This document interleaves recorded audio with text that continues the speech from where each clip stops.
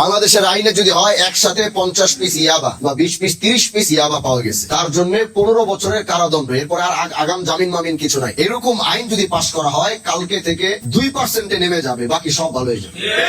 আপনারা জানেন যে আপনাদের এই দ্বিতীয় খণ্ডে আমি রাতের বেলা অভিযান করেছি।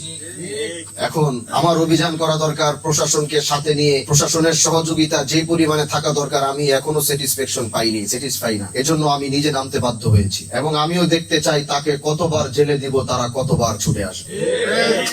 কারণ বাংলাদেশের আইন ব্যবস্থার ভিতরে আপনারা দেখেছেন, আমি একজন সংসদ সদস্য, অভিযান দেওয়া আমার কাজ না। আমি একজন সংসদ সদস্য, মাদকের বিরুদ্ধে রাতের বেলা নিজের জীবনকে হুমকির মধ্যে রেখে এই কাজ আমার না। কিন্তু তারপরও যুবকদের কথা চিন্তা করে, সমাজের কথা চিন্তা করে, দেশের মানুষের কথা চিন্তা করে এই কাজটি করতে আমি বাধ্য হচ্ছি। কিন্তু এত কষ্ট করার পর যখন আমরা তাদেরকে ধরিয়ে দিই, যখন একদিনের মাথায় জামিন নিয়ে তারা আসে, তখন এই দেশের আইনের উপর আমার প্রশ্ন আসে। দেশটা একদিকে ধ্বংস হয়ে যাচ্ছে। এই জন্য পার্লামেন্টে দাঁড়িয়ে আমি মাদকের বিরুদ্ধে সর্বোচ্চ কথা বলেছি, আপনারা শুনেছেন। প্রিয় ভাইরা, আমরা চাই বাংলাদেশের আইন, আমরা যেই পার্লামেন্টে বসে কথা বলি ওখান থেকে আইন বানানো হয়। আমি চাই আমরা সেই জায়গায় মাদকের বিরুদ্ধে, আমি দেখেছি বিরোধী দল, সরকারি দল সবাই মাদকের বিরুদ্ধে দাঁড়িয়ে বাংলাদেশ জাতীয় সংসদে কথা বলেছে। এই জন্য আমাদের ইচ্ছা থাকবে ইনশাআল্লাহ এরকম একটি আইন যেন বাংলাদেশে পাশ করা হয়। আইন মন্ত্রীর সাথে আমরা কথা বলবো, দরকার হলে বারবার সংসদে দাঁড়িয়ে বলবো, এরকম একটি আইন করা হয়। এত পরিমাণে যদি গাঁজা, এত পরিমাণে ইয়াবা যদি কেউ এত পরিমাণ নিয়ে ধরা হয় বা এরকম কিছু হয়, এরকম একটা শাস্তির বিধান যেন বাংলাদেশের আইনে থাকে। এই জন্য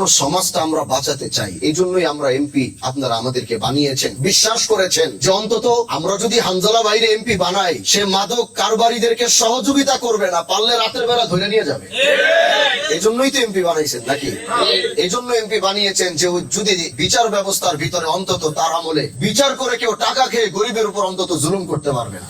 এই বিষয়গুলো আমরা সুনিশ্চিত করতে চাই। এজন্য প্রিয় ভাইরা আমার, আমি আপনাদেরকে বলেছি, ভয়ের এখন আর কোনো কারণ নেই। আপনারা কেন মাদক ব্যবসায়ীদেরকে ভয় পান? 2-4-5 জন যারা মাস্তানি করে তাদেরকে আপনারা কেন ভয় পান? ওরা সংখ্যায় মাত্র 5 জন, আপনারা সংখ্যায় 50 জন।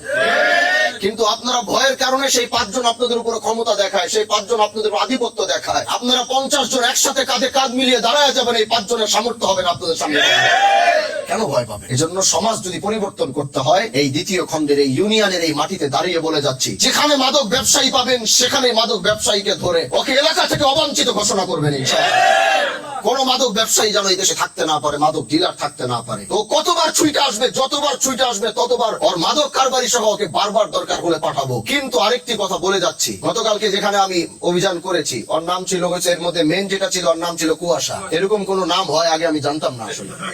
এটা আমরা শীতের দিনে দেখতাম যে কুয়াশা, আমরা এরকম নাম হয় জানতাম না। আমি চেয়ারম্যান সাহেবকে বলেছি ওর বাসাকে তালা মেরে, আলাদা করে বাসা তালা মাইরা ওই বাসার চাবি যেন চেয়ারম্যান সাহেব পরিষদে রাখে। এটা আমি বলছি, আমি এলাকার সংসদ সদস্য হিসাবে এটা আমি তাকে বলেছি। সে যদি কুয়াশা যদি জামিনও পায়, কুয়াশা এলাকায় এখন থাকতে পারবে না।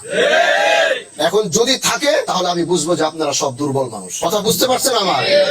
এজন্য কুয়াশা আমাদের আগামী নেক্সট সিদ্ধান্ত আসার আগ পর্যন্ত কুয়াশা জামিনও যদি বের হয়, ও আর বাড়িতে কেন ওই এলাকার কোথাও থাকতে পারবে না। এটা আপনারা আমাকে গ্যারান্টি দিতে পারবেন? যেখানে কুয়াশারে পাবেন ওখান থেকে উঠে নিয়ে এসে বলে তোর এলাকা থাকার আপাতত অধিকার নাই, কারণ ও খুচরা পাইকারি মাদক ডিলার। এজন্য আগামী সিদ্ধান্ত ভালো না হওয়া পর্যন্ত এই এলাকায় কোন মাদক ব্যবসায়ীকে থেকে আমি আমার 10, 11, 14 বছরের বাচ্চাদেরকে আমি ধ্বংস হতে দিব না।